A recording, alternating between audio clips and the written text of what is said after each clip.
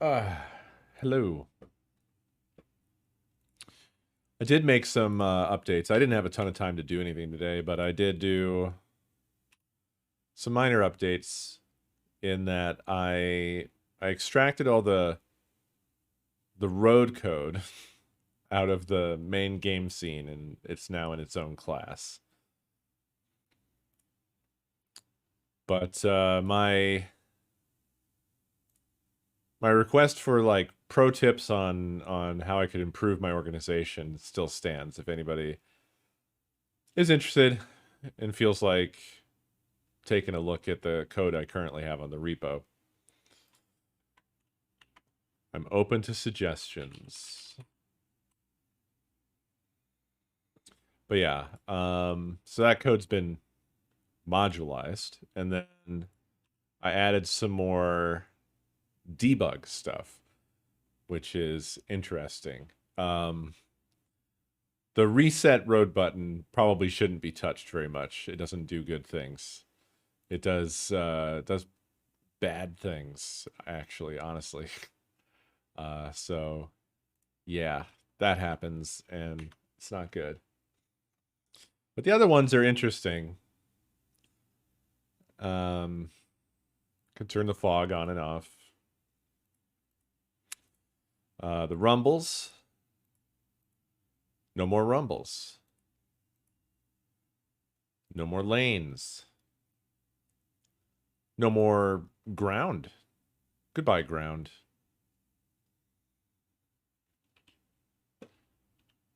I actually really like this particular situation.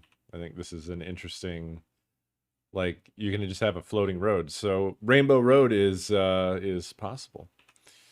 Well, so the sprites in player one also don't have expected results. Instead of no longer rendering, they the haphazard way in which I did this, they just stop updating. So like if I just wait there, boom. Now now the car is locked like this until I let it update again. So it just slides. Yeah, it's infinite drift. Sprites kind of the same deal, although they do get purged over time.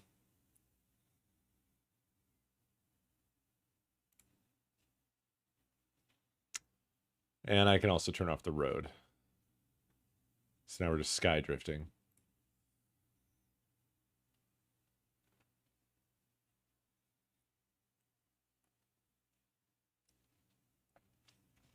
So these are pretty useful for just visualizing what's going on a little bit. I don't have any settings hooked up right now to influence the number of sprites. Also, that's a bug I don't know the answer to yet. There's something with basically I added the ability, or I improved the way that like the sprite pool is handled. And so basically I look outside of the currently being rendered segments. That's always it's a block of draw distance sized segments. So if the draw distance is 500 segments, that's moving through the array one by one every frame, right? So to handle sprite, like which ones should be spawned or not, I have another loop that I added that looks at all of them before and after that. And then if they're any of those, then I despawn them and make them invisible. But for some reason, it has this effect of when you get to the end of the road, it doesn't it doesn't cross the border of the finish line. I don't know why that would be because it should be looking at the entire array. So it's just something that I've missed something. I have to think through like why this has happened. I do not know yet.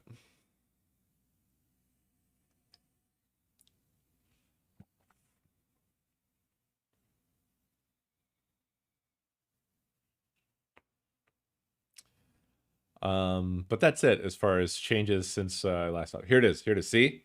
And then, boom. I don't know. I don't quite understand why that's happening at the moment.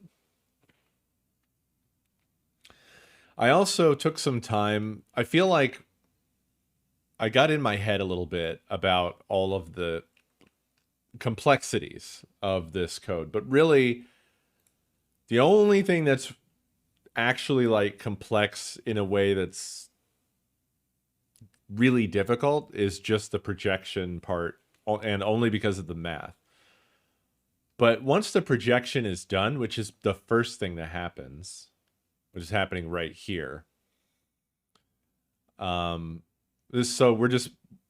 we take the segments array and we're just going over it over a draw distance sized cluster of them. We project the points, and then all of the like drawing is not complicated. Yeah, I got that pop-up effect. Is it everything that you imagined? See? I even have the draw distance low by default so we can appreciate it. Boop, boop, boop, boop, boop, boop, boop, boop. Both the alpha effect and the pop-up effect are happening. And I haven't added any settings yet to tweak like the length of time it takes for either of those, but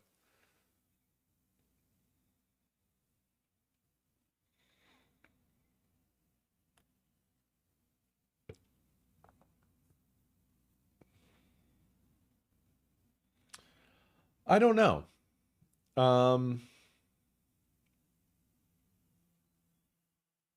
It's not a bad effect. I don't know that I would say it's necessarily a better effect.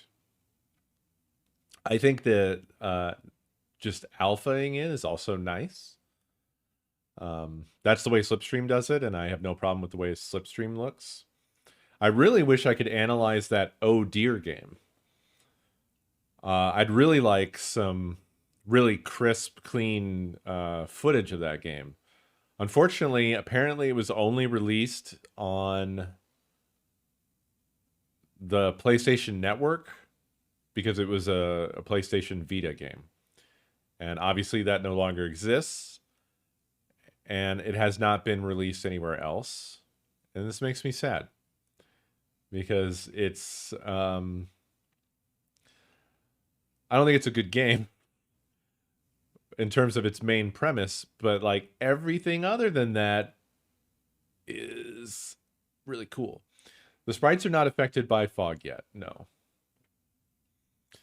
That's on my list of future enhancements.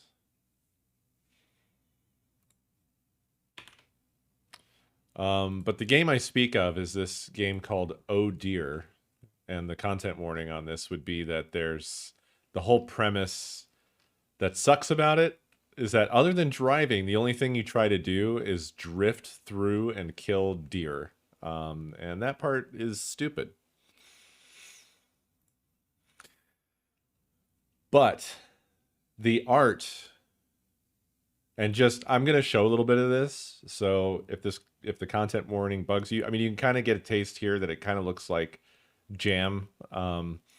It's cartoony, but it is obnoxious. So I'm just letting you know. But I want to show a little bit so you can understand like what I'm talking about when I say like this is kind of almost like a companion inspiration source now to Slipstream for me in terms of the target of quality. Because I'm just really impressed with the artwork and the implementation in this. It doesn't do some of the more advanced things that like Slipstream does, but then on the other hand, it does more interesting things with its sprites and artwork. So yeah, there's just, I'm going to show you a little bit of this. I'm just going to, actually, I'm going to pause my tunes.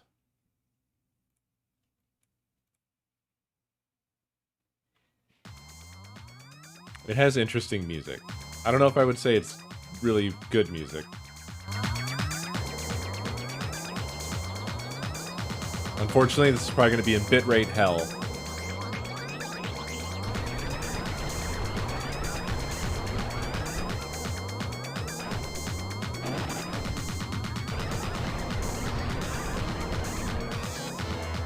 This part, the part with the deer is stupid, but look at the backgrounds. Look at the sprite work.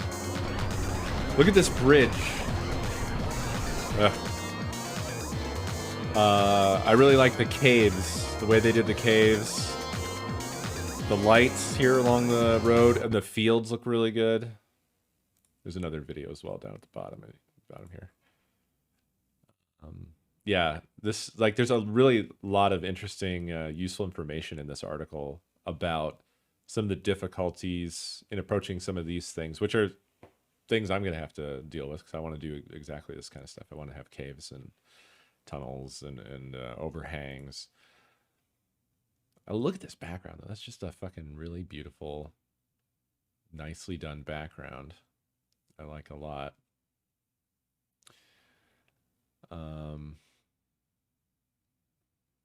There's some smart stuff in here about prop placement to cover up issues, and they had to deal with performance stuff because of the Vita.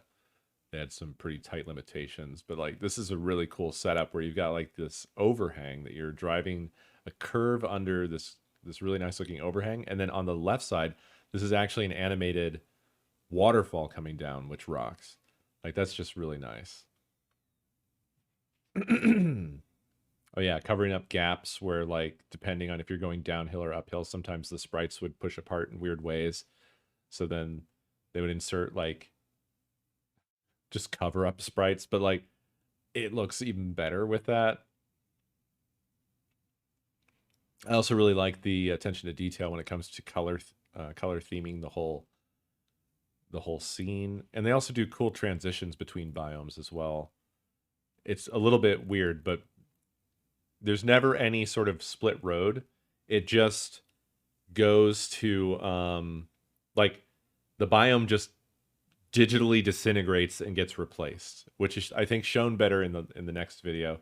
I don't know if that first video was even really very watchable on like with the bit rate, but I'm hoping this one will be.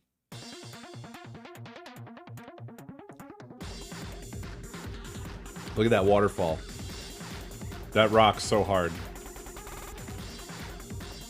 And the mountain. Look at that. Now, I don't know how much of this... I watched the long play. I think some of this is video editing, but I watched the long play, and they do the weird digital transition between biomes like this. That's in-game.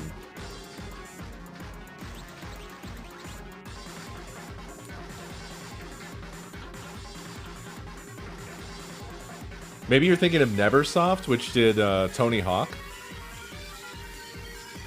I don't think this company has done a ton of games. They have done a couple others.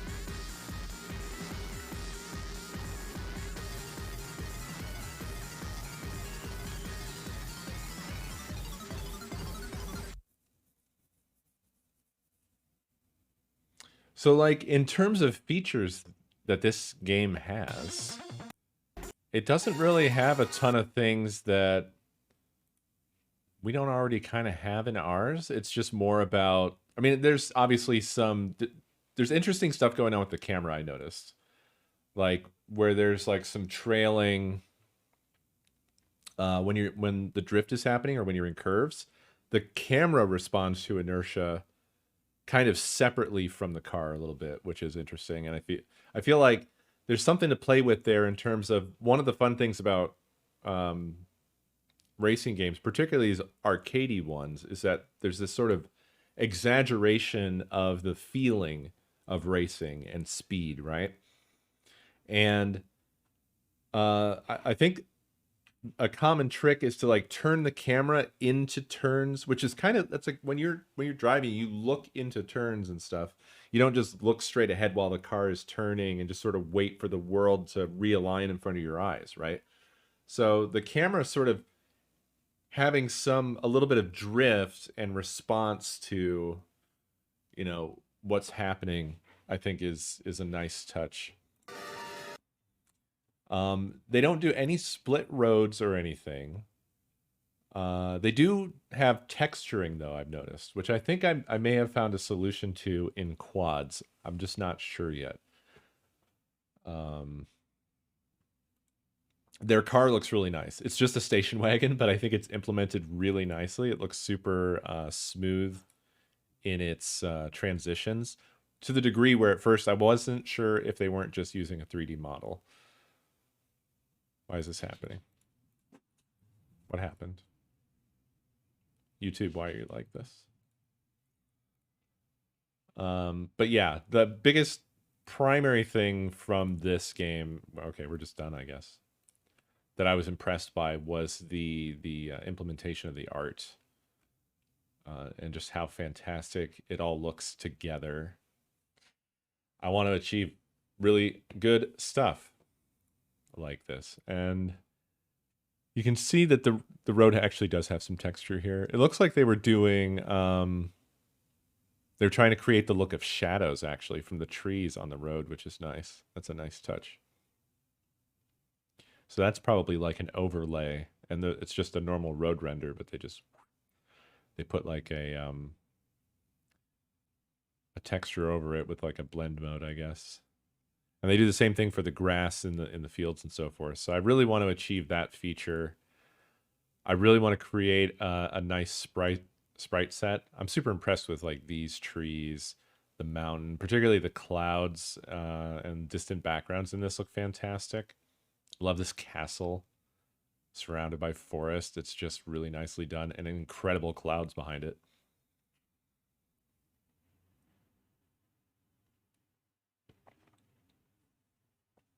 Yeah, I love sprite scaling games. I've always had a soft spot for them because they have a look that's not replicated by 3D games.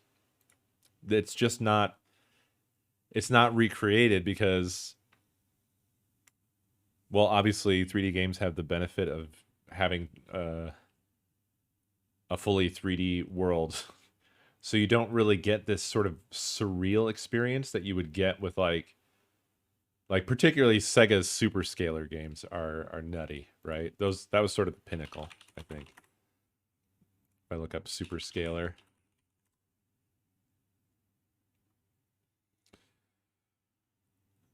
I don't want a whole documentary. Oh, this is, yeah. This came out, didn't it? I need to check that out. I never did. This is an interesting one. I need to look at some point. Sega Super Scalar. I think Afterburner is one of the famous ones. Yeah. Afterburner is still really nice to look at. Absolutely insane game. Super hang on. I don't remember Cool Riders. Well, sort of. The name seems kind of familiar to me.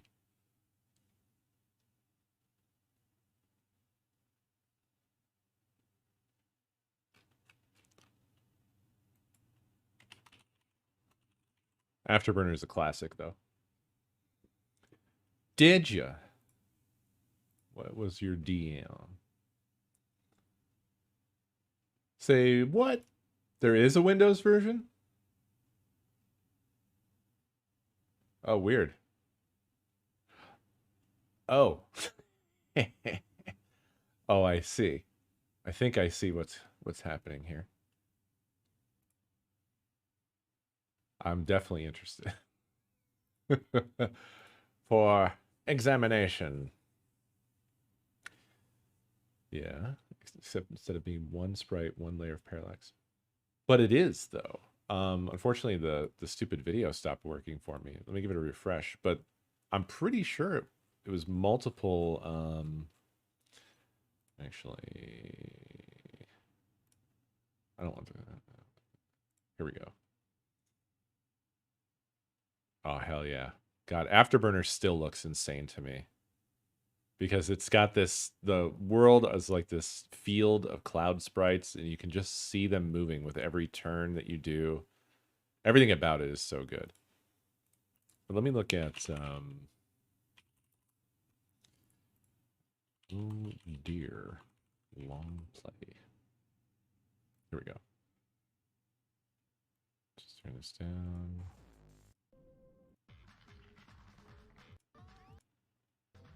Let me find that mountain. All right, here we go. Yeah, there's the transition. So check out this biome transition. It's nutty. The background just starts freaking out.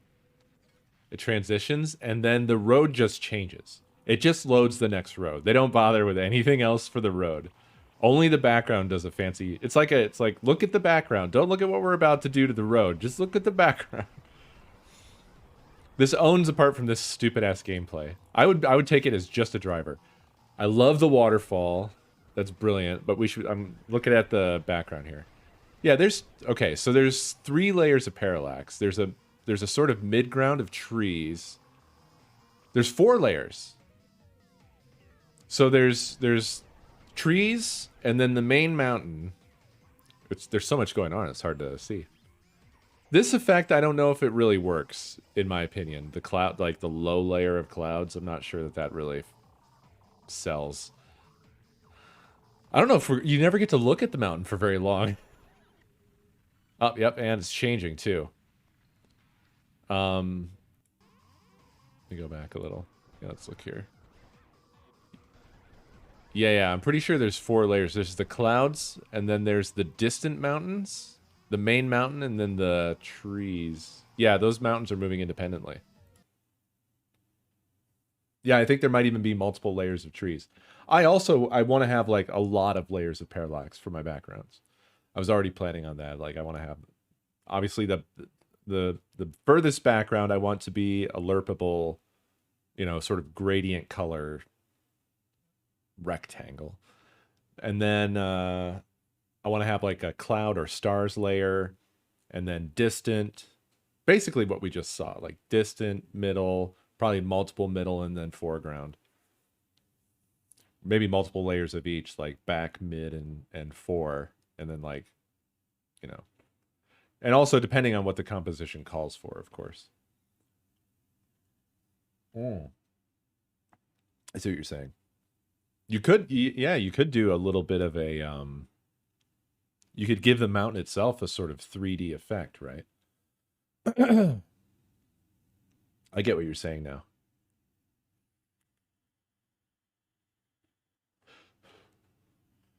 To be honest, this has a, now that you say it, it has a bit of an Aphex Twin energy to it that I can't quite put my finger on.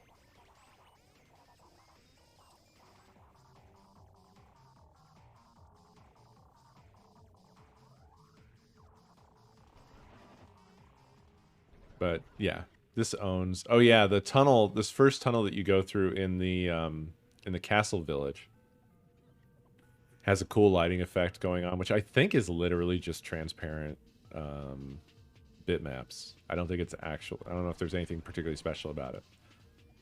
Yeah, it just looks cool though. Love the castle walls. And again, I want to note that the car looks just really good. I'm impressed with the car. Despite this horrific bitrate situation we're being subjected to right now. The camera tilt, I feel, is on point. And notice how the camera and the car can kind of separate from each other. To be honest, I don't know if the car is moving or the camera is moving. I think the car is just moving away from the camera. But the player is really the camera, so maybe that makes it simpler to do, but just changing your perspective on that. I love these little overhangs and little mini tunnels. Oh my god. Okay, so they do some FOV effects. I don't know if you noticed that there. Seemingly when you slow down, or maybe it's when you're going downhill or something, but there's almost like a dolly effect where everything like kind of accordioned a bit. I don't know if that was coming across or if I was just maybe looking in a weird area. And then I love this bridge. I think the bridge looks pretty amazing. It just looks really legit. It's an impressive use of the sprites there. And that article really goes over like there's no cheating or anything. There's no like in terms of there's no 3D models or anything like that being used here at all. It's all just clever usage of sprites. There's cheating with the sprites to make things happen. One of the funnier ones being also I really like this field of windmills. I think is very good. And the slight translucency of the clouds is also cool. I also really like these rabbit hills. The an interesting little fun fact is they put cows in a field, and they used the normal like sprite that they had for cows, but they weren't tall enough to look right, so they made extra tall cows, but the extra length of their legs is not. It's covered by the plants in the field, so it looks kind of okay. But if you look too closely for too long, you'll realize that those cows are way too tall. And this is the full extent of this game. This is how it ends.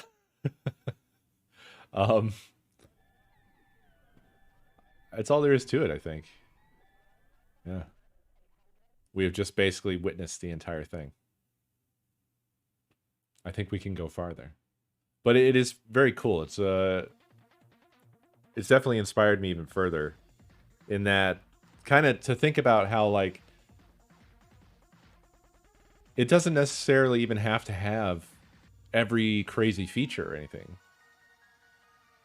Like essentially what I currently have, if it were just decked out with really nice art, would essentially match this. You know what I mean?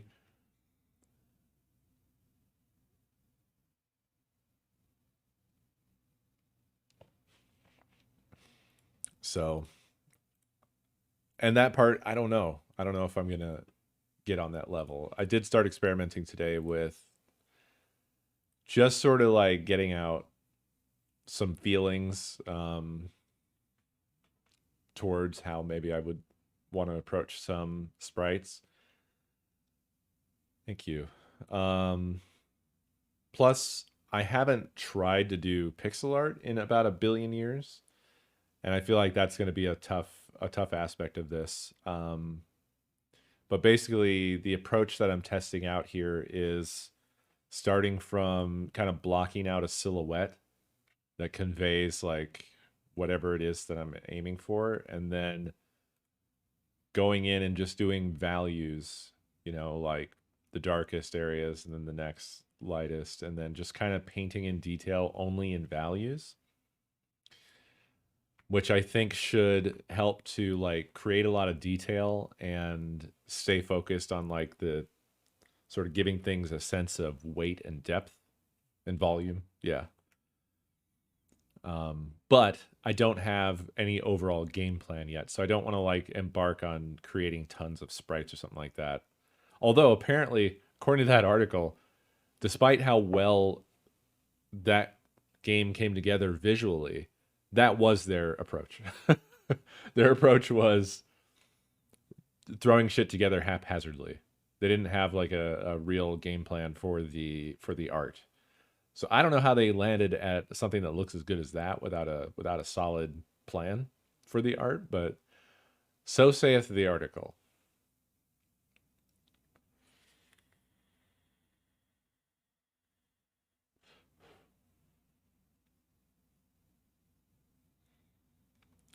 I I mean, maybe it's from the dev perspective because it sounded like they outsourced the artwork.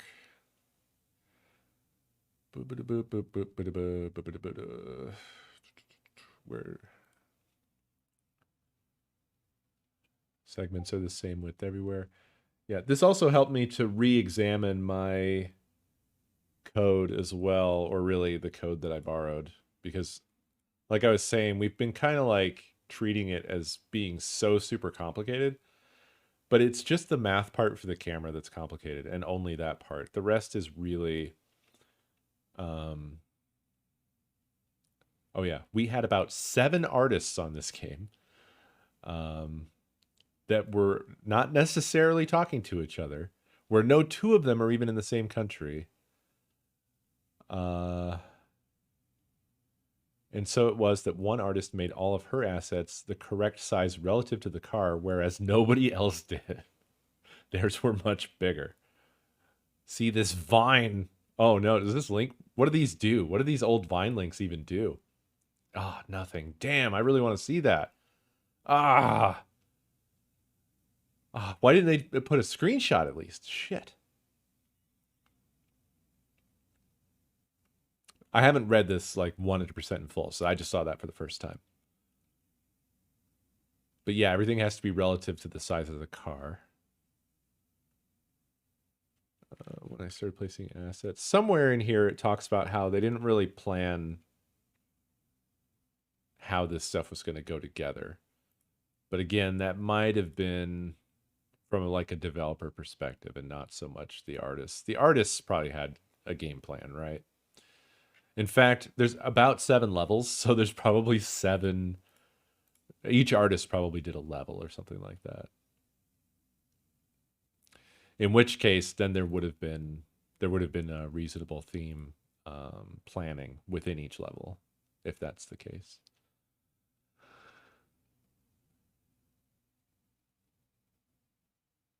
Oh, I've seen this. That's the thing. That's the dolly effect I was talking about.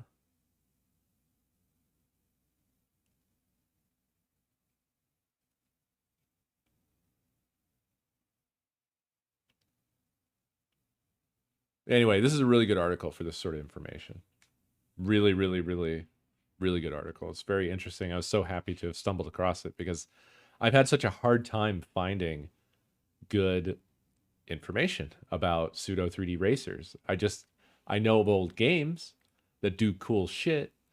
Like there's another one that I've spent a lot of time staring at that's called Power Drift, which is another old Sega banger. But I have no idea how they achieved what they achieved with it.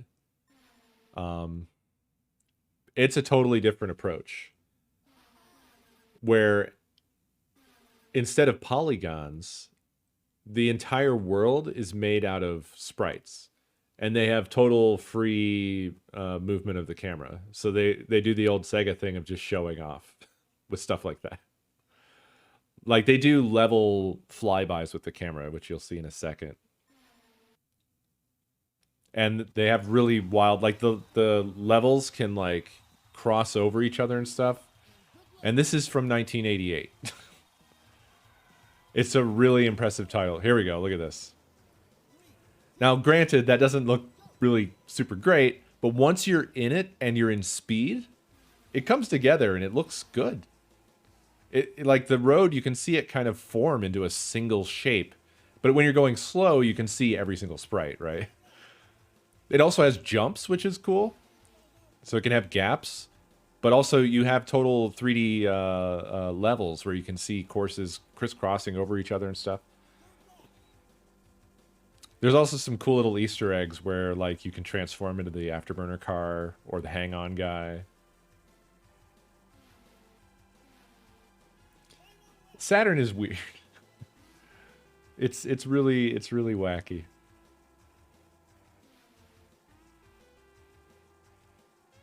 I also like how everything that's roadside just floats in the air. And the game just doesn't give a shit. They didn't even begin to try to like mask that whatsoever. You can just see the trees floating. The trees look like they were reused from another racing game because they all have these shadows attached, but they all look like they're sitting in the air. Every single one of them. And it's because of the way the track sprites are done. The track sprites have this appearance of like sides. So whenever you're going around a curve, it really makes everything else look like it's floating in the air.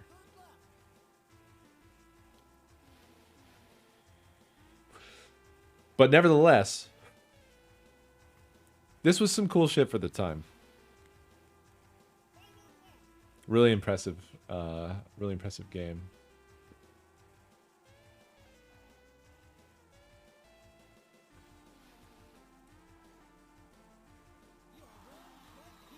Oh, Oh, also, I need to let you see what happens when you win. Hold on, I need to even cut to that, probably. Hold on. It's so good. Okay, so when you win a pre... Oh, here's the... Yeah. You become Afterburner. Famous Afterburner.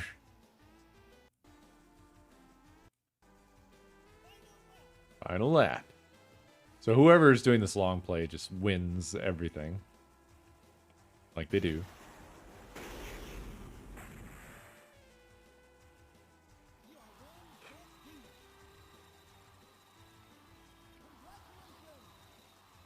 You are a handsome boy.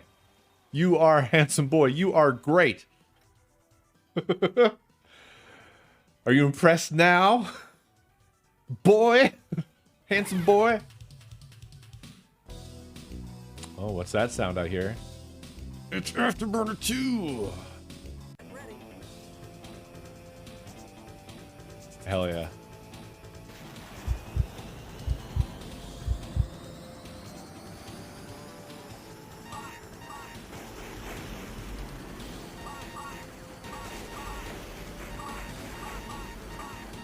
These games were a little bit annoying in the audio department. But the sprite scaling stuff going on here is just... Holy shit. I love it still.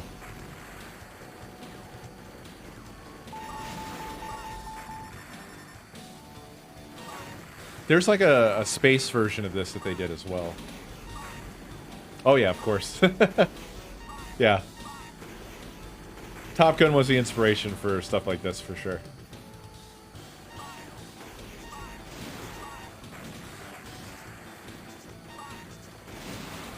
Did they? I didn't know that. Zab, thank you for 67 months.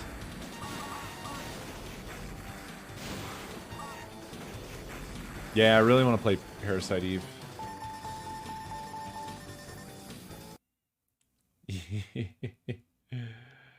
Yeah, God. I enjoyed looking at the Chocobo racing game, but boy, the audio in that game.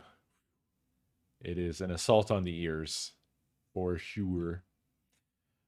But yeah.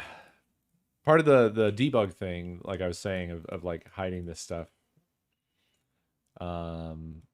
is that it reveals how simple the actual drawn road, particularly if I hide the ground. Like, it shows how it's assembled, and it's not that complicated, really. All of these portions of the road are just offsets. Like, the ground is the main... This is, like, in terms of literal segments, the ground is that. The ground is just full width polygons, alternating 2 shades of green, which is pretty simple, right? So the points are projected for each segment. Each segment has a length of 200. So between the 2 points for every segment, there's 200 units. I don't know if we're calling those meters or miles, or well, it wouldn't be miles, but feet. I don't know. But the value is 200. So it's the gap between like each color, basically, right? If we slow down to a stop here. So every polygon is this. This is 200. Yeah, just units. It matters if we're ever going to show the speed that the car is traveling on the screen. I need to figure out how to make that number make sense. Or I don't maybe need to figure that out. So that's 200 there. That's the most important number because there's basically this invisible line that makes the road of 0.1, 0.2, 0.1, 0.2, 0.1, 0.2, 0.1, 0.2, 0.1, 0.2. Just going brrrp. And then the road part here, just this gray bit, is just being drawn the same way that the ground is. But it's not using the full width. It's using a separate number. It's using road width. And that's just sort of scaling the polygon. It's using the same like coordinates, but offset. So it's not using the full width of the screen. It's using a separate, like how wide does the road need to be? How wide do the lane markers need to be? Which that's based off of a little bit of a different, we're saying, we're saying how many lanes there need to be total. And then it's just a calculation of, okay, so within the road width, if we're going to have 5 lanes, then we need to draw, we need to go duh, and then draw, and then duh, and then draw, and then duh, and then draw, and then duh, and then draw, and we're done. Similar story with the rumble, right?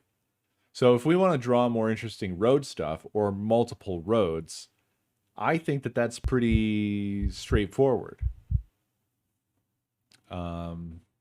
It's just a matter of spending the time to play around with offsets and so forth.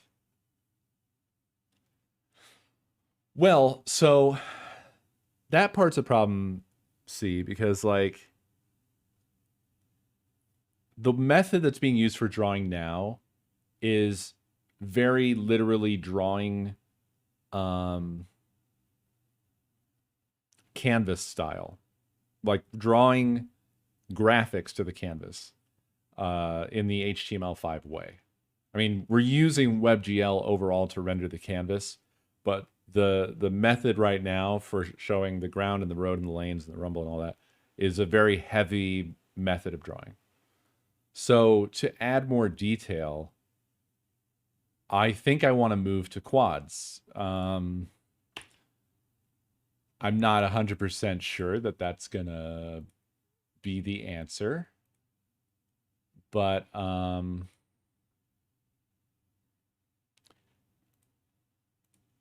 it seems like it might be a good way to go. So yeah, here's a cool example. Racetrack. I'd never seen this one before. So this track is generated from quads, and check this out. Boy, that sure looks like a 3D thing to me.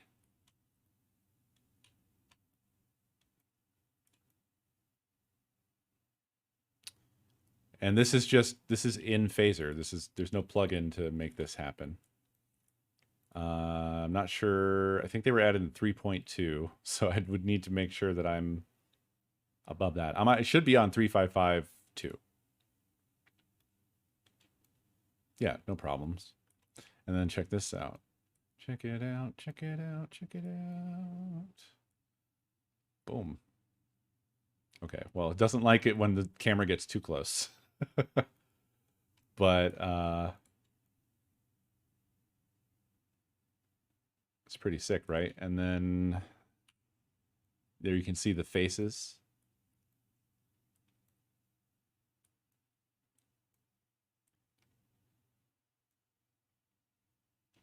Sure, yeah. I'll send you a link to this here. Or I'll send you a link to this, actually.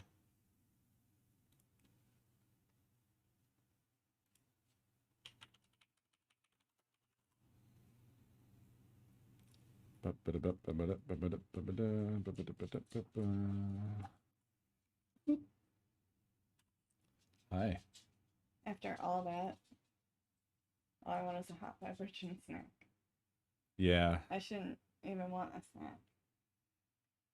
Yeah, if you want a snack, have a snack.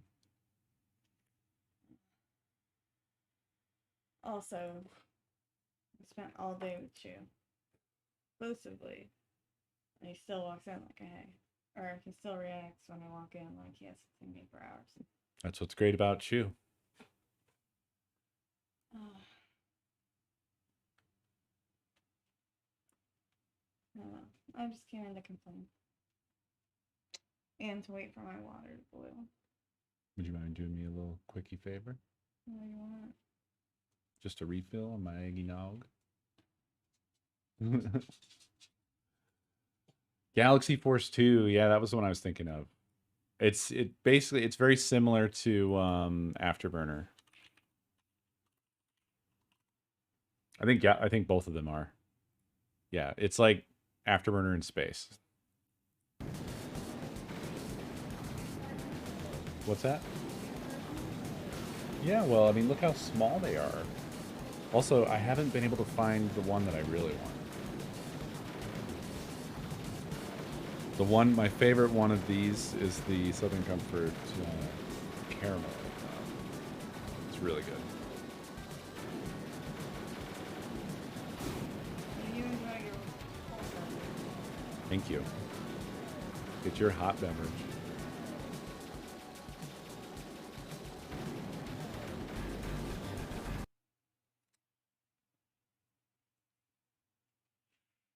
Yeah, quads. It's a widely used term. In my usage, I'm talking about the implementation specific to phaser. And the reason that it matters here is because it's directly relative to the thing we've been talking about of how I want to do texture on the road, on the grass, the ground. I want to add like some pixels in all these areas, right? But the trouble is if I were to try to use this drawing method, which I've shown before with like, if I crank the number of lanes, performance starts to take a shit very quickly, which I think shows that if I were to try to use drawing graphics like this, like we already are using to try to add detail, it's going to absolutely destroy the performance of the game very quickly. And I think it's also going to be extremely difficult to implement. Versus,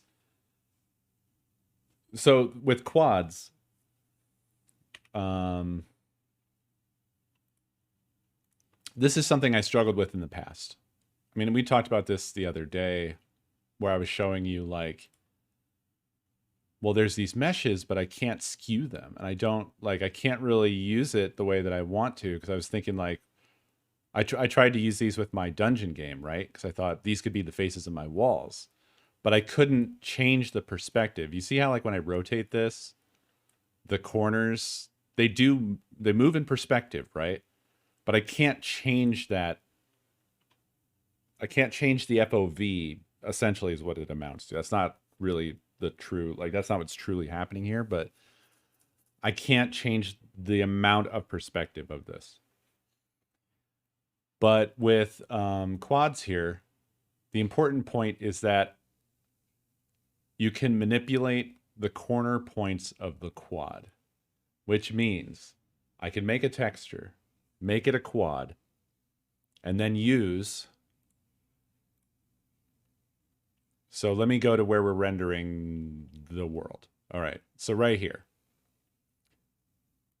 The world, the grass that you see is just this rectangle every segment. All right. So if I, again, come in here, I'm going to make it stop driving. And we're not going to render any more sprites. Okay, I'm going to make it drive again until sprites disappear. Okay, sprites gone. I need to change that to actually not render any sprites. And then turn off everything else. Okay. This, so from here to here, the same color green. This is just this polygon here.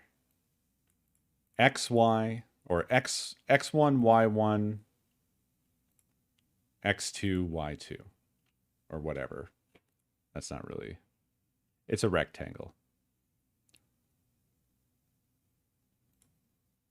It would really be like X1, Y1. I'm stupid. Oh, it's the two corners of the rectangle. Right. That's the way fill rect works. Sorry. I was thinking of four corners and I'm like, this doesn't make sense. But yeah, you give two corners for a rectangle. So for the mesh or for the quad, we could provide these same exact things and it'll put the quad in the same place. Here, the polygons have all four corners specified to where you've got X1, Y1, X2, Y2, X3, Y3, X4, Y4. And so I can specify all four corners of a quad to place it in the same exact location of like where the rumble goes. So if I wanted to use a texture for the rumble, boom, we already have what we need to do that. Make sense? Yeah, SW means screen width.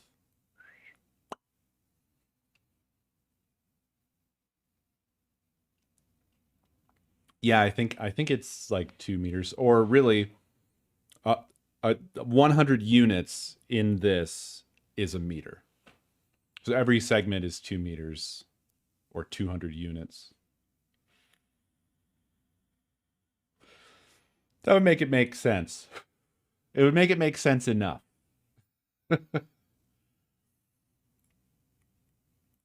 So yeah, it doesn't, the way that the road and the world is drawn doesn't have to be done this way. We could use something else, and that's definitely one of the bigger next experiments I want to do, because I think that that's one of the big missing pieces of detail.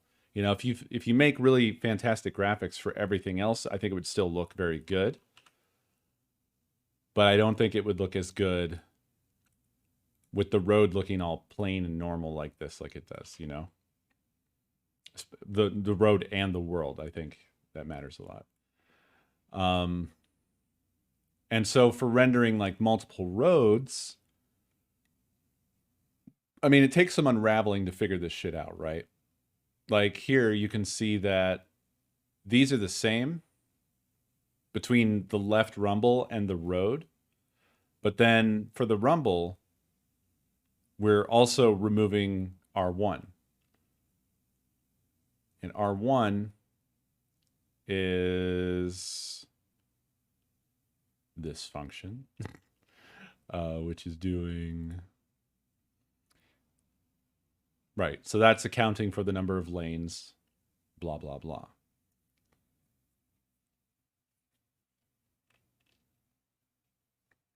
Yeah. I mean, it's plain doesn't look bad, but it's a tool in your belt, Phaser 3.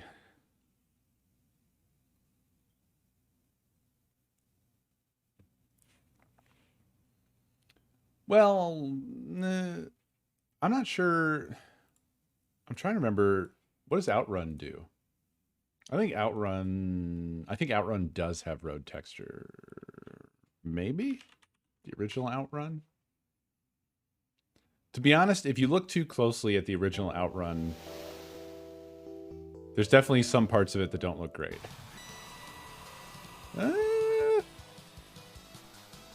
The road doesn't really... It doesn't look like the road has texture.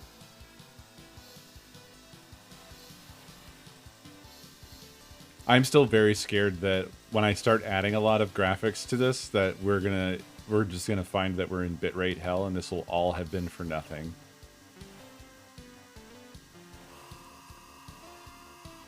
It's the resolution of this is hilarious, considering that the sprites in my prototype are rips from this game. Like, they have almost no pixels, but if you have the full sprite rips, they actually look fantastic still.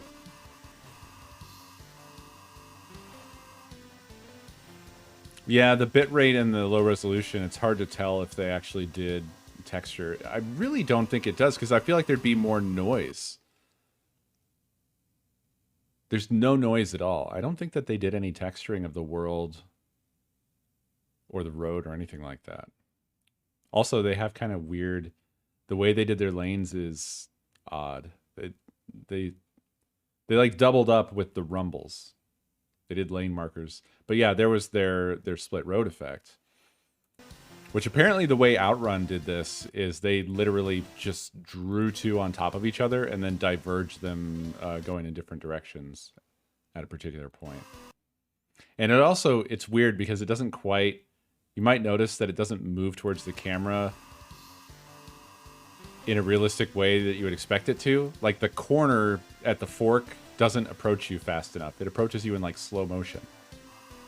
There's, like, a weird pause. Did you see that? There's kind of a car in the way a little bit.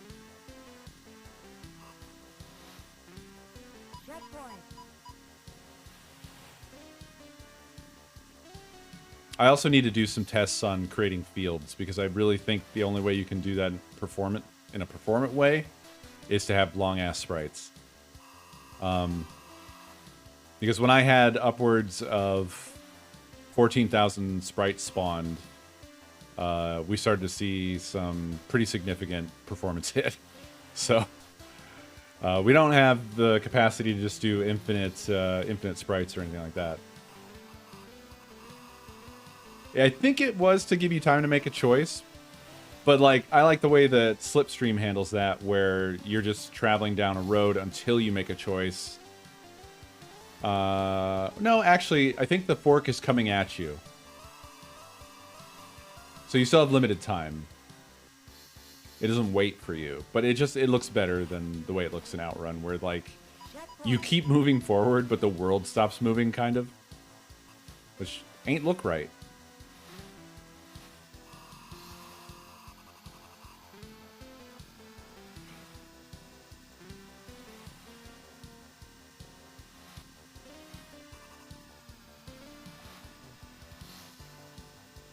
Well, I'm using an object pool now, and I don't know if I don't think I've tested it with or since the changeover. Really, I mean, we could test that now.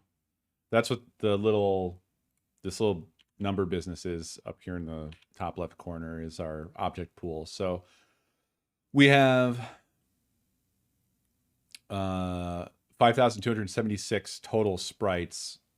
And at any given time right now, about 80 of them are spawned. And then the rest are despawned because they're either behind the camera or beyond the draw distance.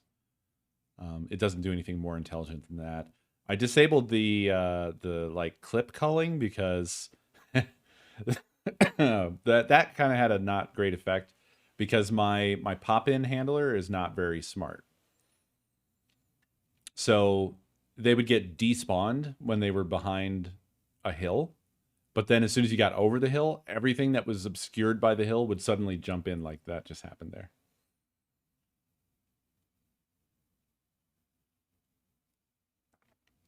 Data moshing? Can you explain what that aesthetic would be? I feel like you're just making fun of me all the time, see?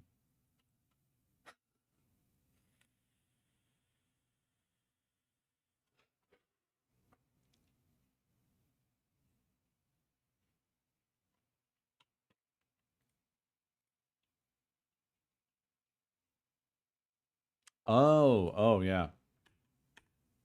We could do like I want to do a lot of biomes, so we could do one based off of that idea just for kicks. I wouldn't do the whole thing like that, but um yeah. Nakomi had the idea today, and I was like, I don't really want anything to do with any of that stuff, but she was like, a fun one could be if you had if you used one of the new chat bots or whatever, or integrate it with AI to where the background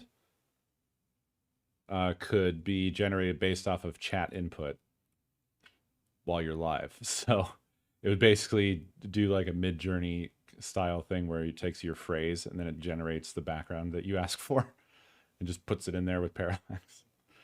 But I don't really want anything to do with any of the AI shit because it pisses me off.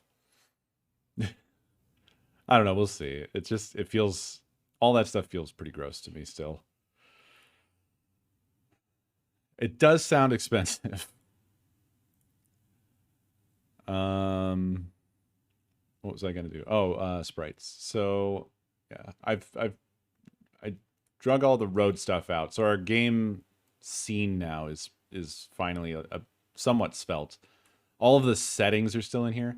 I'm still just not really happy. Like I'm kind of doing my own weird version of using classes of like piling settings into the constructors, and I don't know. I always get flummoxed when I start really trying to organize stuff, and I don't feel like any of this is very good.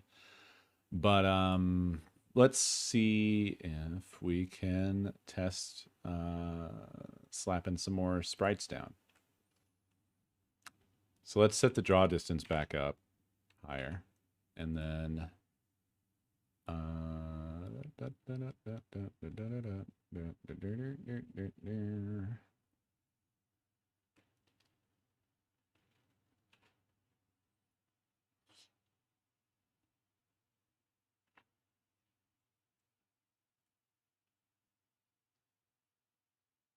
Ah, right.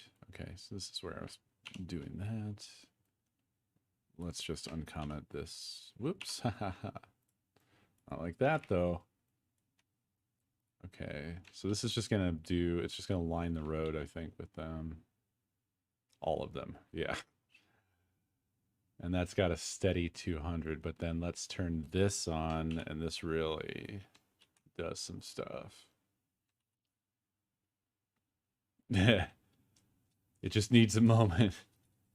Okay, so now we've got 30,000 sprites in the pool, 2,000 of which are 2,200 of which are actually spawned. I don't know, maybe I can go a lot farther now that I have the pool. This is just packed thick with sprites.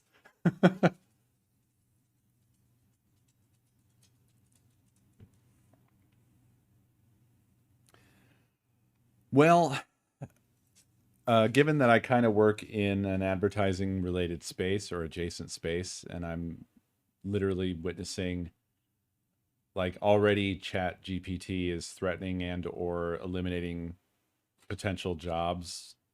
Um, that sucks to see.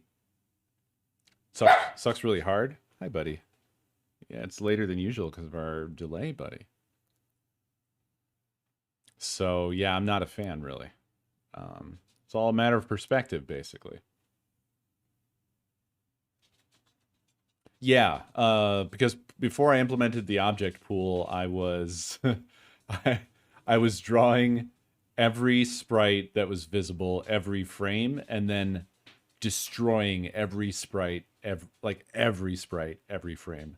So I was doing really heavy image loading and drawing operations on every sprite every frame. Prototype, man, prototype. That was just a like I wanted to see it working. You know, you got to get to a plateau and then you try to get to a better plateau.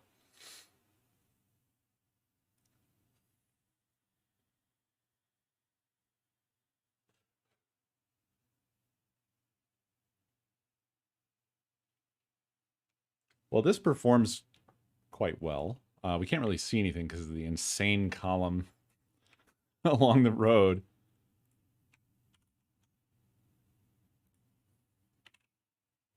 Whoa. Right, I have to refresh again because this shit is the way this shit is. Okay, so this is not just columns along the road. Although we're spawning so many, it is still really hugging the road. I could probably spread them out a bit more. Just doing that.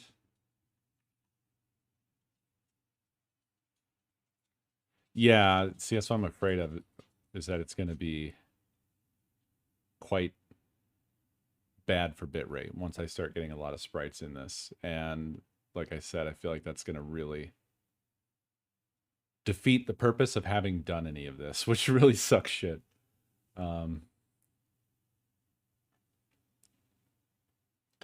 Yeah, I've got a bug right now where for some reason all the sprites, like once you get to the finish line, they won't pop in until you cross the line, and I don't know why that is. I have to examine the code that the most recent code that I put in for like disabling all the ones that aren't in the draw distance like shifting set. In my mind, it doesn't make any fucking sense. Like it should just be working correctly, but clearly I have some sort of weird bug. Okay, so let's move them all further from the road, which is not necessarily what I wanted. But that's okay. Do I have anything for... Oh, yeah. Let's throw this in because this will spread them out. That's what this will help with right here.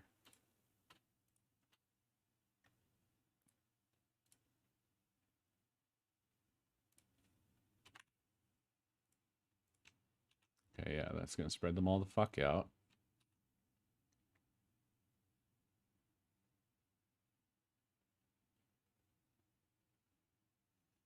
And then let's try 20. So this should be twice as many on the next refresh. It's working on it. It has done it.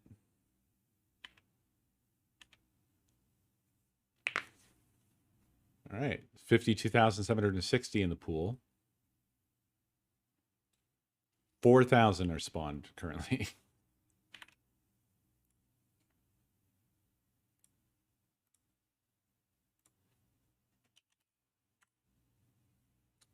And we are taking a significant performance hit.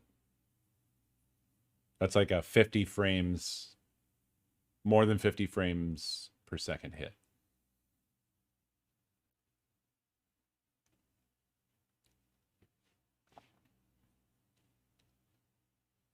Show the code. Sure. It's right here. Deactivate sprites outside of draw distance. So I get the base segment, which asks segments to find the segment based off of the current position. And then for each segment in segments, if this segment's index is less than the base segment index, or this segment's index is greater than the base segment's index plus the draw distance, for each of the sprites in this segment, set source not active, set source not visible. So the likeliest place where there's an issue or a bug is probably here.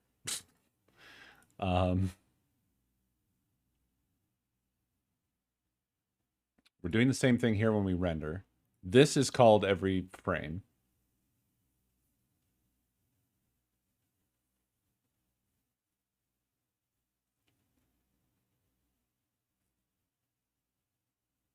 It makes perfect sense.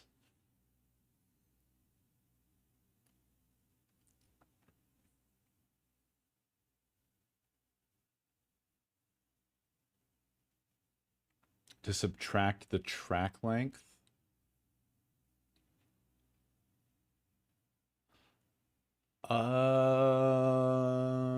You've made me understand what's happening. So it needs to loop. It needs to loop around.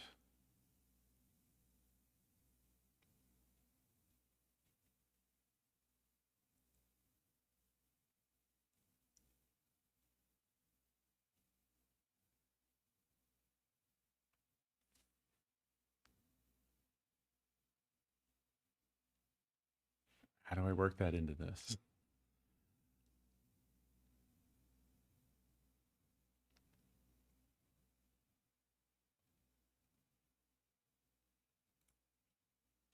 Okay, well, I know how to get the track length.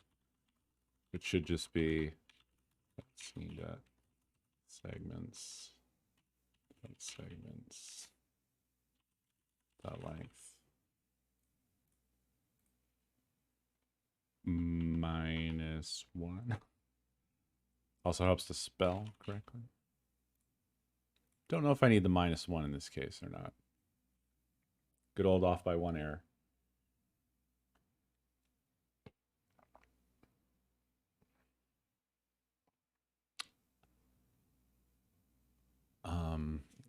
Right. Subtract the track length. But I have to work it into this, right? So basically if the track is 2,000 long and our current base segment is 1,501 and our draw distance is 500, it needs to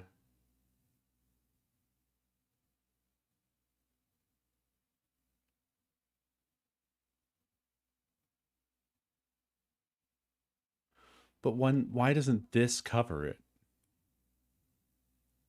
Or are you saying this is all working but the rendering is not?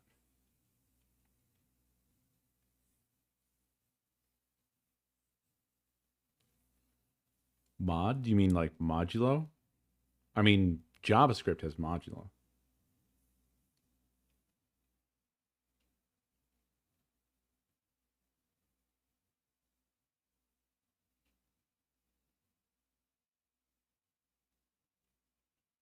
I mean, I guess we could have Phaser do it. Move mouse, please. Oh, sorry. I didn't notice that that tooltip had popped up. Sorry.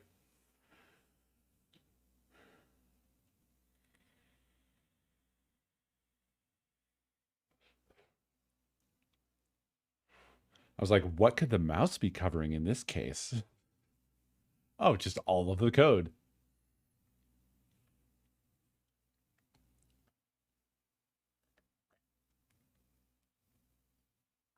Interestingly, performance seems to be steadily getting worse. I wonder if it fell after the first lap.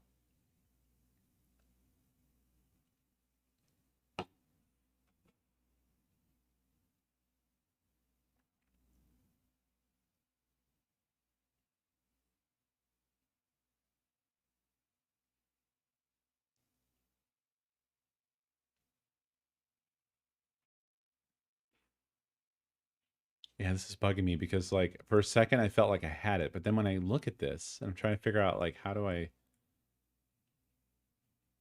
like if segment index is greater than okay. If it's greater than base segment index plus draw distance, which could be more than the track.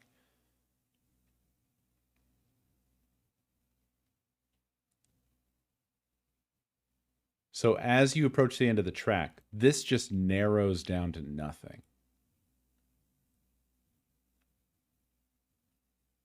And then this, oh, oh, I see. So this narrows down to nothing. And this is hitting everything before this, which means all the way back to the start line. So it's deactivating because the set is it's disintegrating down to nothing. I get it now. I get it now. I get it.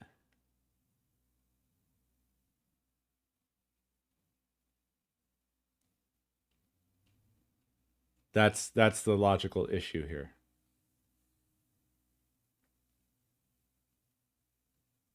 So I need to account for the set wrapping.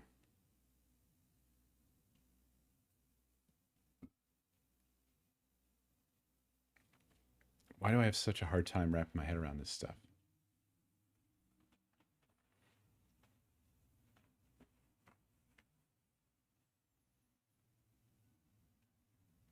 I think I can't use this conditional in this way, right?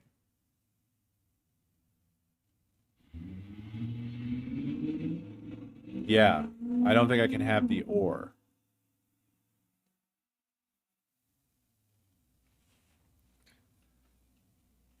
You think just that does the job?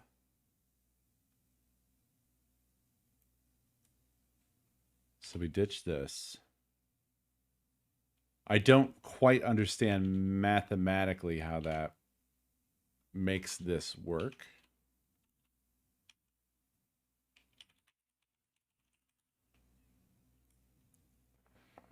Because modulo is remainder, right? So if the track length, which currently is 6,600,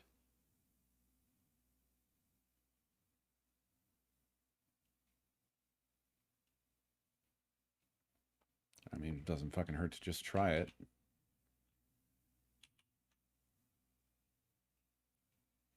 Let's do a lap.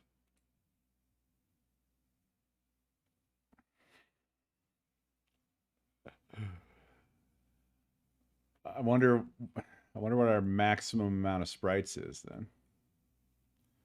Okay, so we can't see our pool right now. Let me get rid of the well, actually just turn off dev tools to get rid of that. Whale.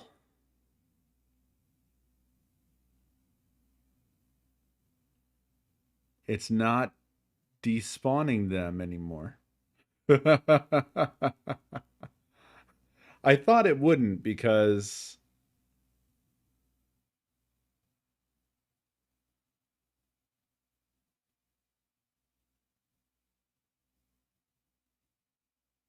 let's just see how this plays out. I can see performance is slowly going in the toilet, slowly but surely, which makes perfect sense because we now have spawned 30,000 sprites. I really want to see what happens with when we cross the finish line. I'm worried about whether or not my computer is going to make it that far.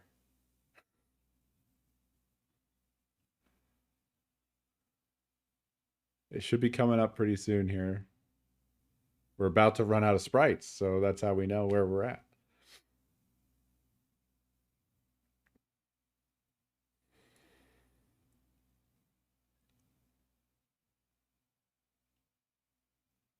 It's running quite slowly.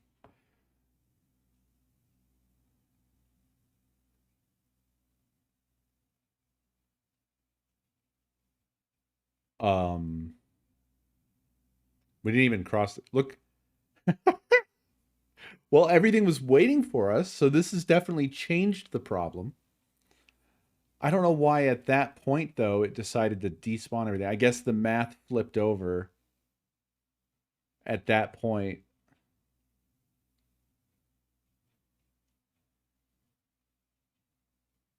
Did I mute? I'm not. Yeah. Thank you. I'm not muted. I guess me talking about not being muted isn't going to help it. um.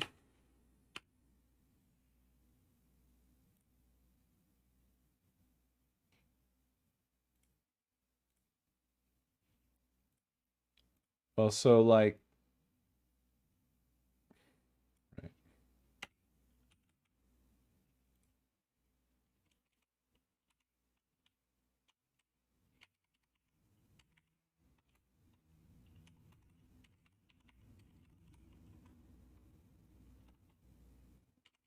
we need to figure out how to despawn everything that's outside of this situation. Do you like my animation? It's perfect. This is a perfect demonstration of what's happening. Except for I can't demonstrate what happens at the point that I'm at now. I mean, I guess I can, but it should be more instant than what you're about to see.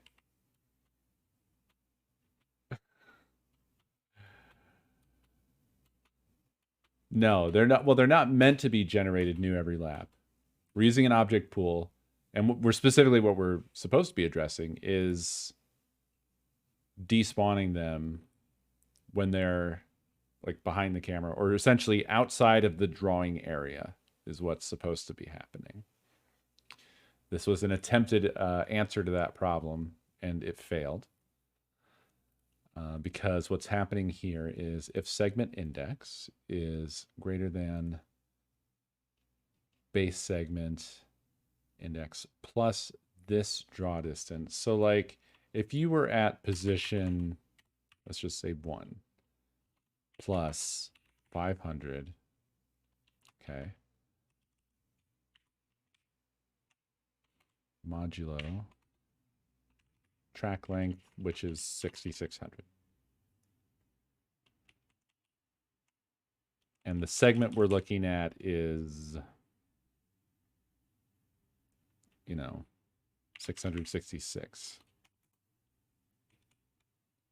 So this becomes 501 modulo 6,600. I don't know what the answer is to that.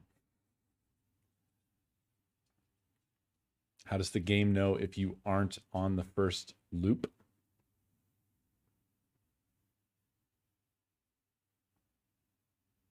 Oh, okay. So that just resolves to 501.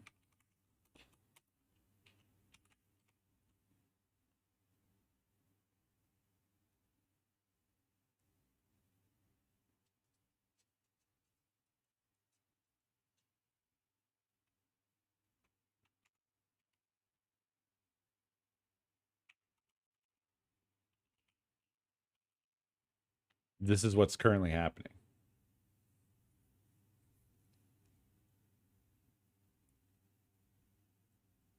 1 a.m. brain.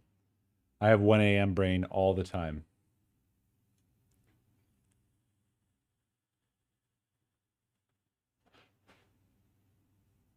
Does it?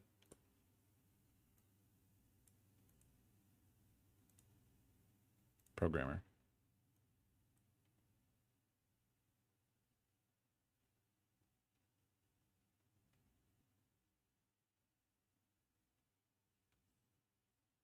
How do I do a modulo?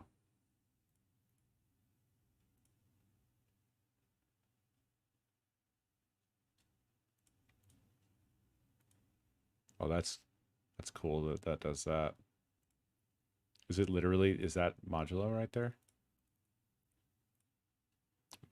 It does work out to just 501.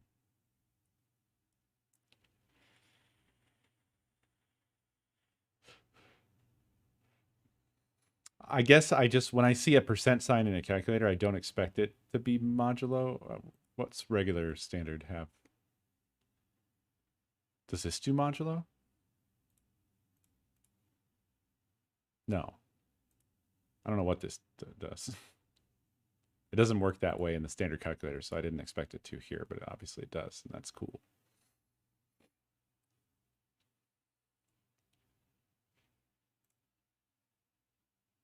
Okay, so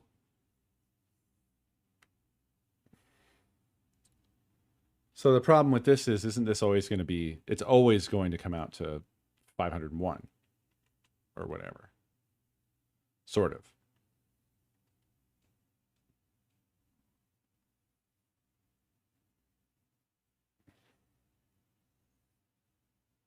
Is this bad? I like this calculator. Or do I somehow have an old version of calculator that's not bad?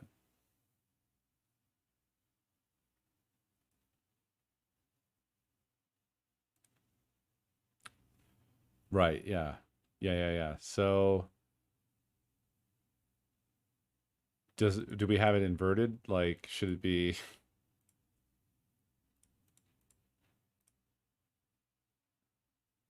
as such?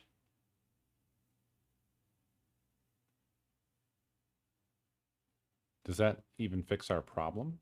What happens if we're inside of it? So what if the segment we're looking at is 100? Well, I mean, the answer would come out still the same.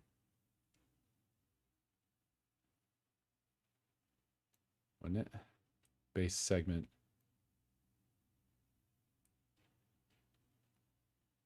Well, no, because if if the base segment is, let's say it's 150 plus 500 equals 650, 600 equals 650, that equals 100. And wasn't the test one I said, oh, the test one I want to say was 150.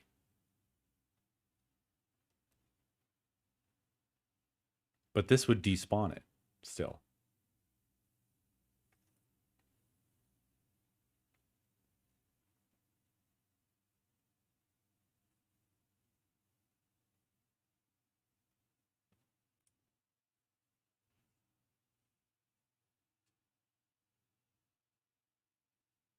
Oh yeah, that does sound shitty. See, I'm sorry.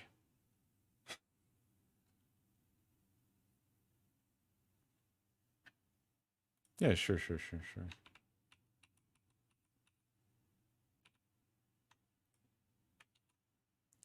So back to mine, it just has still the problem of that the segment gets crushed as we approach the end until it becomes this. Well, not segment, but the set that we're trying to avoid. So by the time you get to the finish line, it has despawned every single spray because the set is shrinking. So we have to account for the set looping back over to the beginning.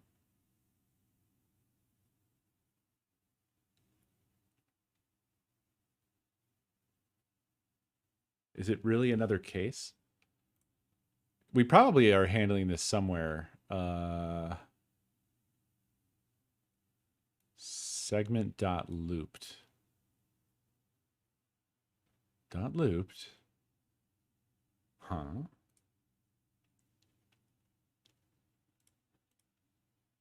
Where's that being set?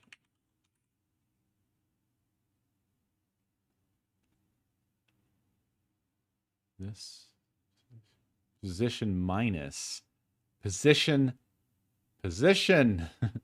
minus segment dot looped. If true, track length. If not, 0. So we have a check here in the projection. So if we're looped, we send the track length, and if we aren't, we send 0.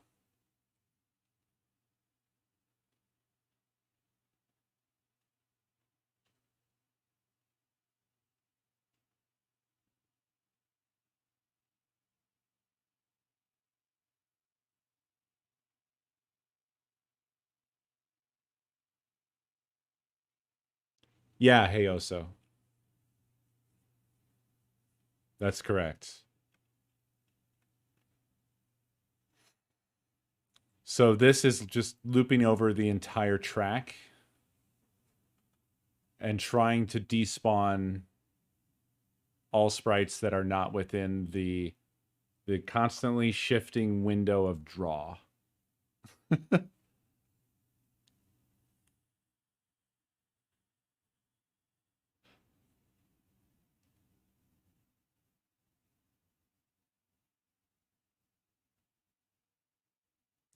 Why do you have an emote that's just a leg?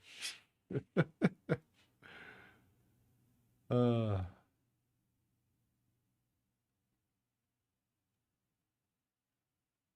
right. That's probably not the only problem here, though. We still have the set that's getting crushed, right? But we can try this out and see what happens. Might as well experiment. I'm gonna have to give that another refresher, Rooney.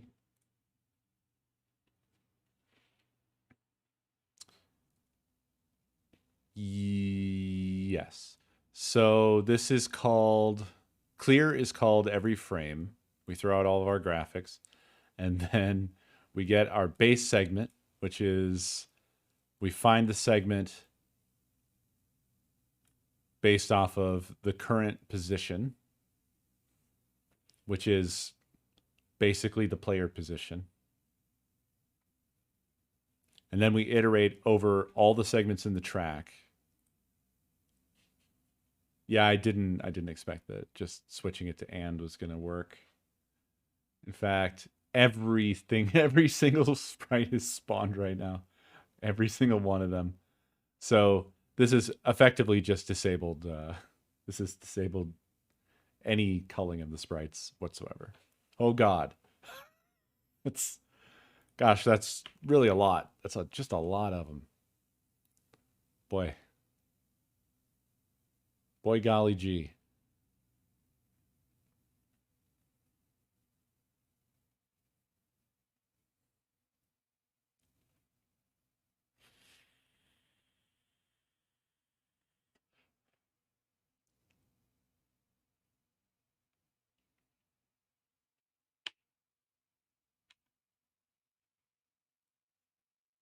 Hmm.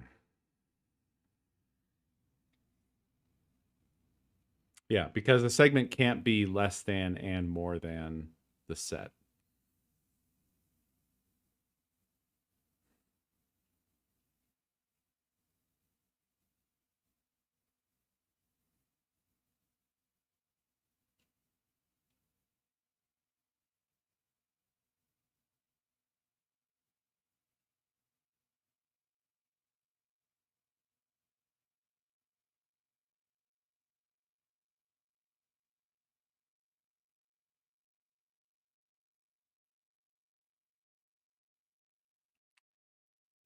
We could check if base segment index plus Draw distance greater than track length.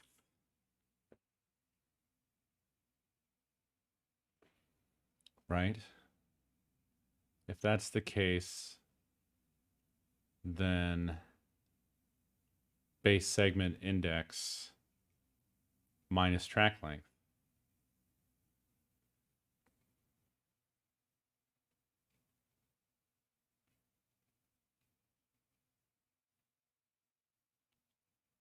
Oh God, yeah.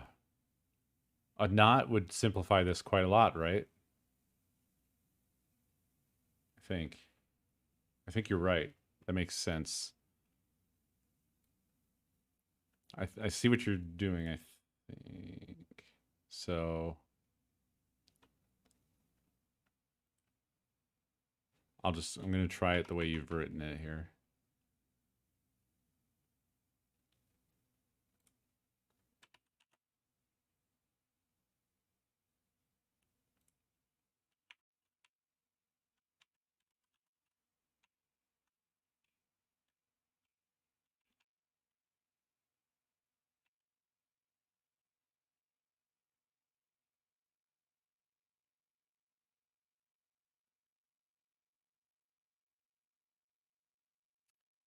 You haven't involved the draw distance, I'm noticing.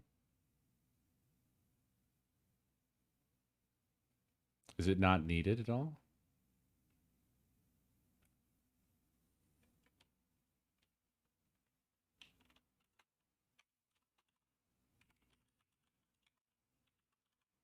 Oh, you just forgot it?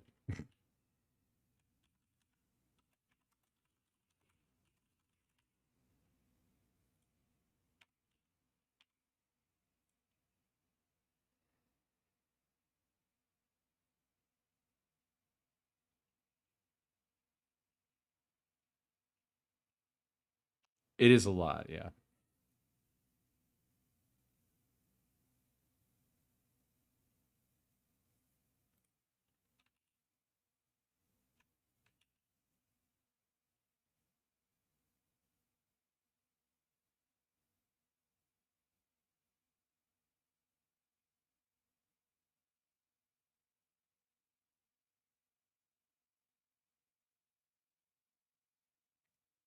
Well, hey.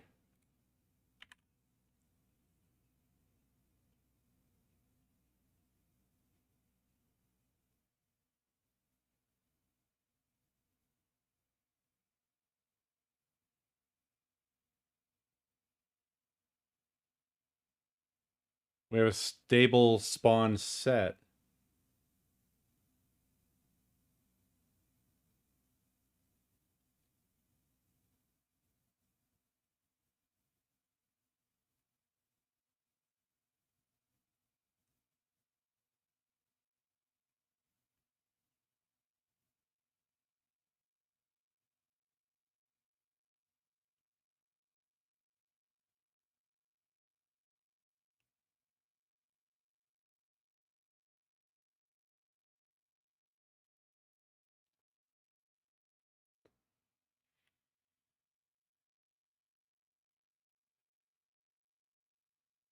We'll see what happens when we get to the finish line.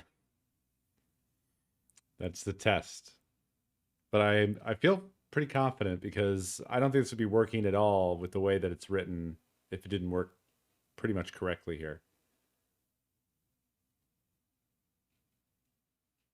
Yeah, exactly. This is why it pays to think of these things from like multiple different angles and why rubber ducking works so well. Because it does make more sense. Like I was thinking about the problem very literally, right? I was like, I need to despawn everything that isn't meant to be drawn. So I was like, that means I have to look at the outside. Ah, uh-oh.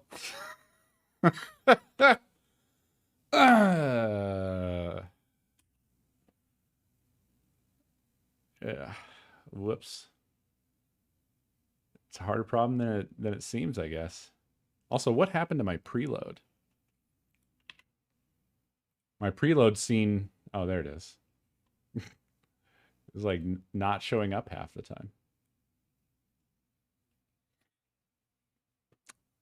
Yeah, it's right here.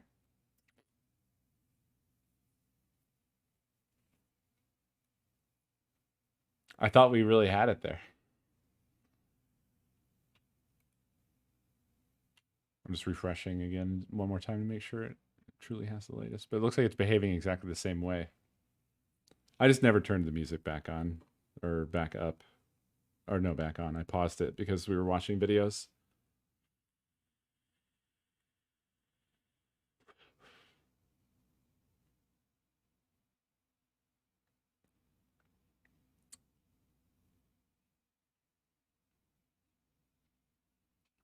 So what we're saying here is not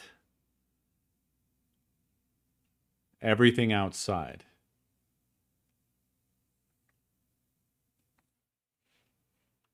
Yeah, sure.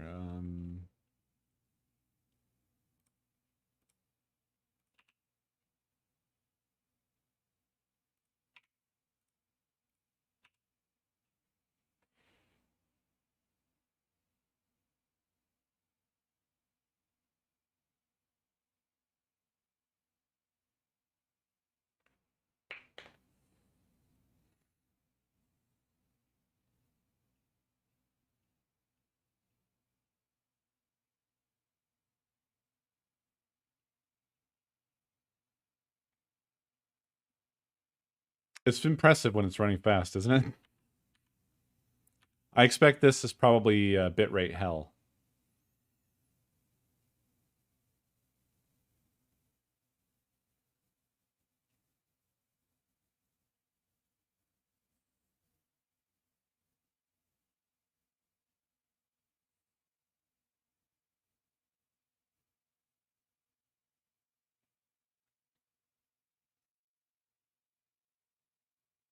I'm telling you, like once I get like a pixel art backgrounds going, I'm scared that this is all gonna unravel, y'all.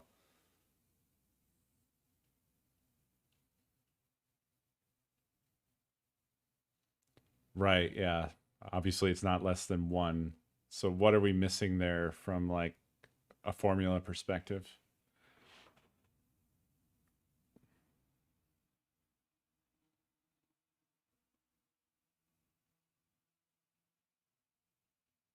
Yeah, sure.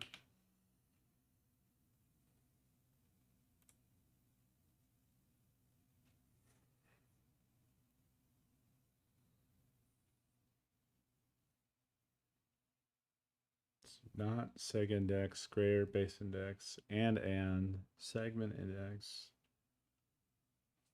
Oh, right. Maybe.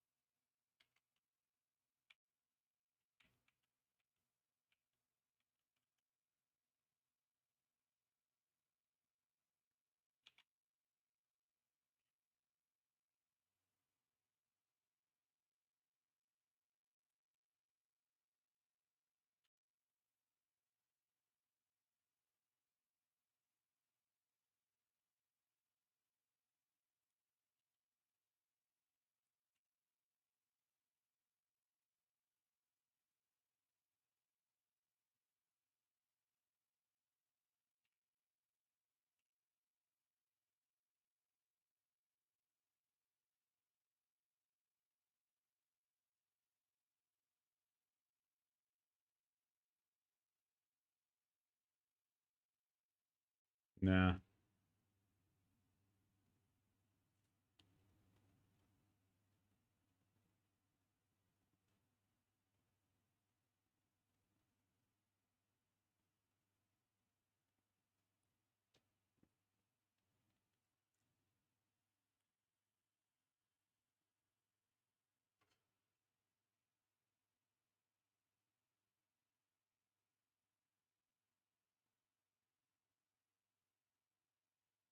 It's just a tough little problem to like contain in your head is the issue.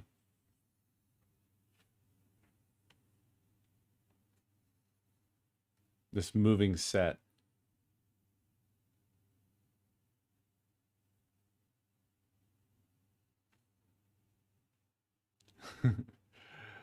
Yeah, not having such a long track would probably help a lot. I think you're right.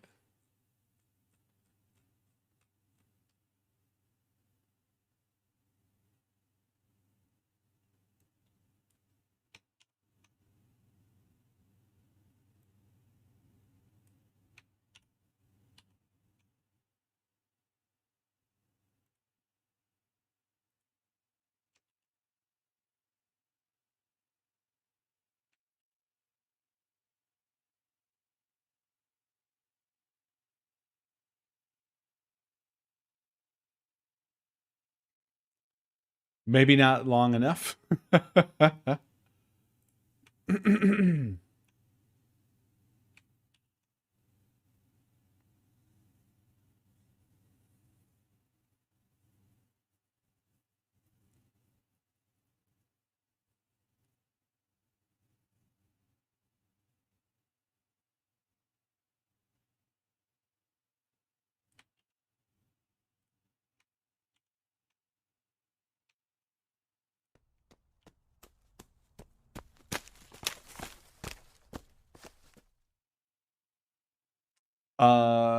Yeah, sorry. Yeah, whenever the if is true, it disables, despawns them.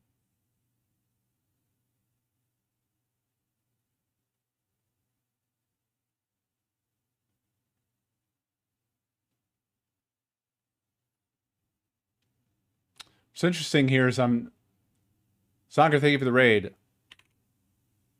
When this happens, I'm actually not seeing any difference in the spawned versus despawned. Like it's still spawning and despawning. Well, there's a slight difference. The sprites pop in when they enter the sprite rendering as deactivated, which means that the segment that they're in is being rendered because it's within the draw distance or whatever. And so then we do the scaling, or we start the scaling at that time.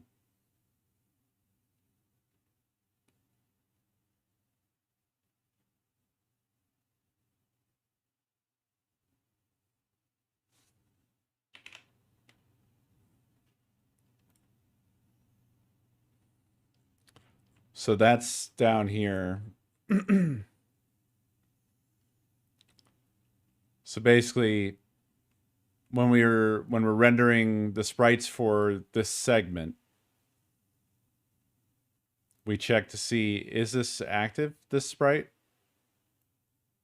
If not, we're going to start our alpha and scale in process. And then down at the end here, we set visible and active.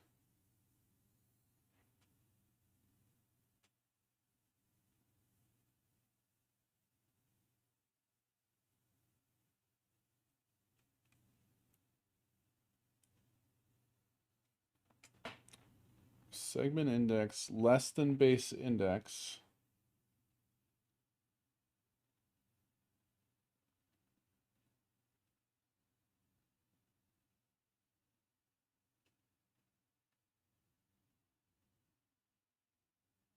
Well, right.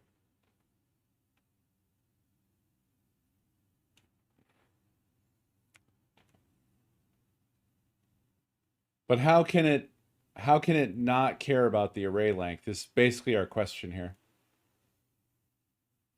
Because as the draw distance approaches the end of the array that we're iterating over here, this array, it's going to hit the end of the array and run out of indexes unless we have it loop back to the beginning. So our conditional needs to account for that looping.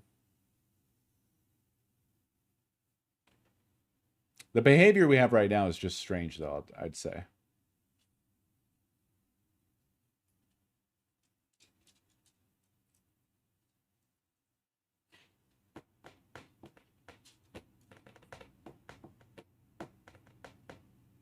I do feel at least a little encouraged that we're all struggling with this.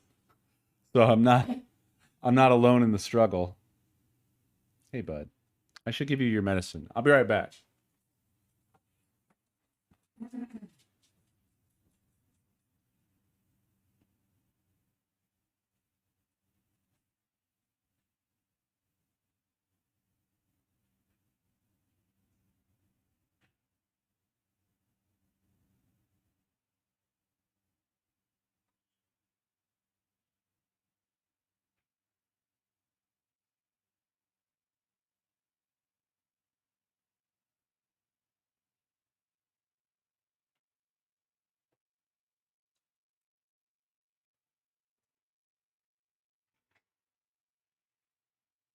Right. Track length with 100, draw distance 10.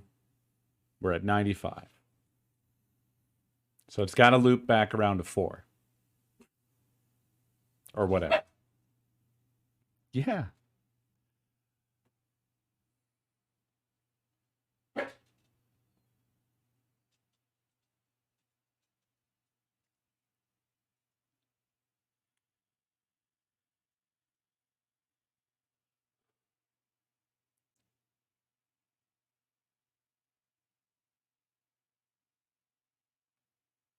So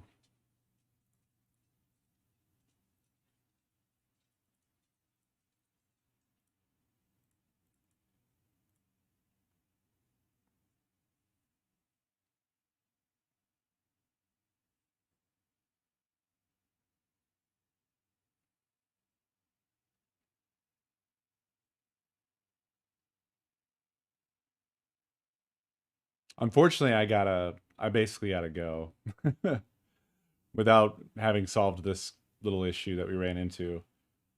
But the repo's out there. You can ruminate on it, or you can clone it and try it yourself, or we can continue the discussion in Discord or something like that, or whatever. But this has been cool. Sorry I was so late. Just unforeseen circumstances happened to us. But yeah. I'm excited. I'm very excited to keep doing more with this. This has been really cool, and I love everybody getting involved in it. That has been probably the coolest aspect of this is the collaborative thinking stuff through and hearing everybody's ideas and things like that. So, but yeah, I have to run. It is quite early in the morning. Thank you all for hanging as always. I appreciate you. And I will see you guys next stream. Have a good one.